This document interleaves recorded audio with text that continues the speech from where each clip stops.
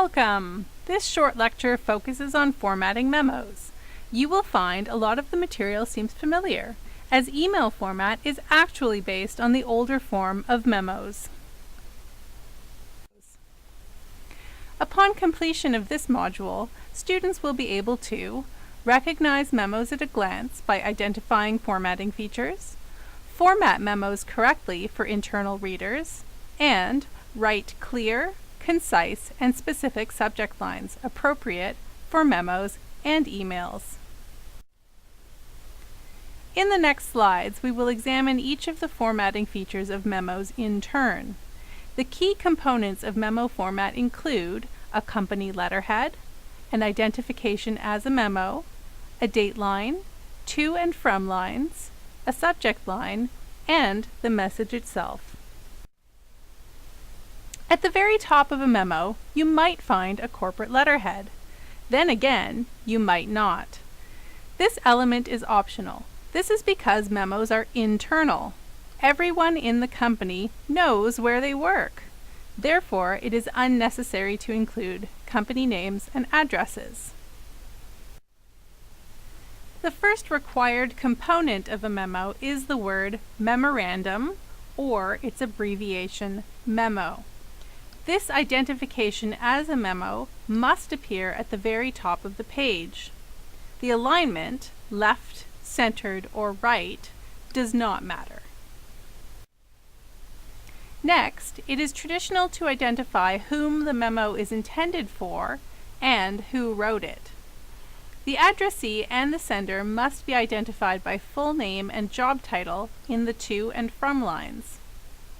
These lines can also provide an indication of how formal the message is. A very formal message will use people's formal full names together with honorifics like Mr. or Ms. A slightly less formal memo may skip the honorifics and use diminutive names. Remember that the level of formality should be consistent between the addressee and the sender.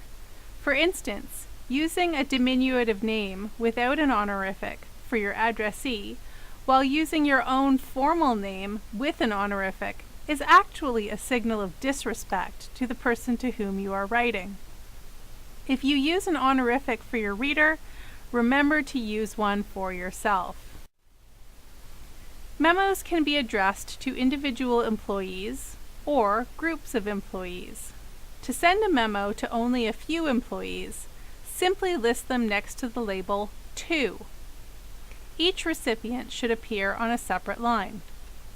To send a memo to a large group of employees, consider addressing it to a department or to all employees. If you send it to a department, the memo will be read by every employee in that department, regardless of how many people actually work there. Typically, memos that are sent to all employees will be publicly posted on a company bulletin board or delivered to each employee's mailbox. A memo also requires a date line that indicates at minimum the month, date, and year. This is because business correspondence creates a record. For accuracy, a full date is required. The date line can use any standard date format. However, be cautious with numerical date formats. Different language groups use a different order for the month and date numbering. So if there is any chance of confusion, it is best to spell out the month name. Like emails, memos also require a subject line. This is typically labeled with the word subject, or the letters RE, which stand for regarding. This is an important difference from emails, where the letters RE stand for reply. Also, like an email, the subject line is the last element to appear directly before the message. In memos, the to, from, and date lines can appear in any order, but the subject line must always come last. Finally, again like email subject lines, the subject in a memo must be specific and concise. In general, aim for 3 to 5 words. Here are some wordy subject lines. How would you rewrite them to be only 3 words? RE, come to the employee picnic on August 3rd. Subject, questions about dental benefits. Subject, new schedule for computer software training.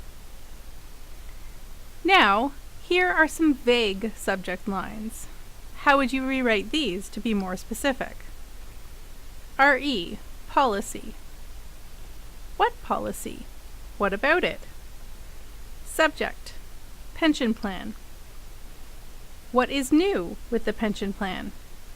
Whose pension plan? RE, Sylvia Plath. Who is Sylvia Plath? Why is she important? Here are some suggestions for more concise options for the examples of wordy subject lines.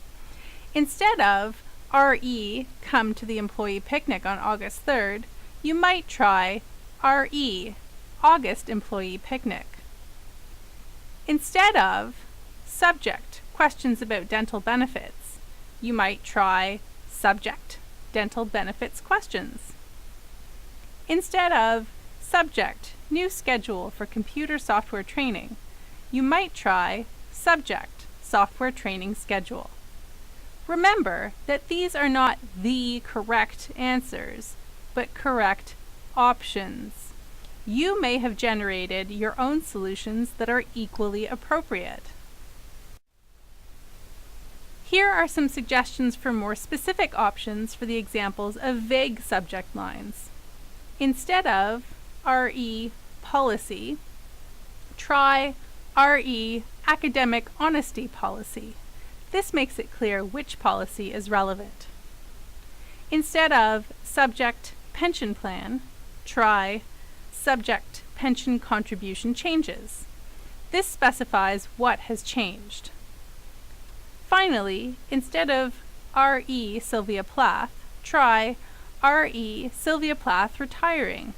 Now readers know what the topic of the memo will be and why Sylvia is important. Again, these are correct options, not the only correct answers. To conclude, although memos have many components, they're easy to spot at a glance. The word memo at the top is a major clue. Most of the features of a memo are common to emails as well, so they should be familiar. In particular, we've learned that subject lines for emails and memos follow the same principles. Always be concise and specific. You've now reached the end of this lesson. Return to the online module to test your knowledge about memo formatting.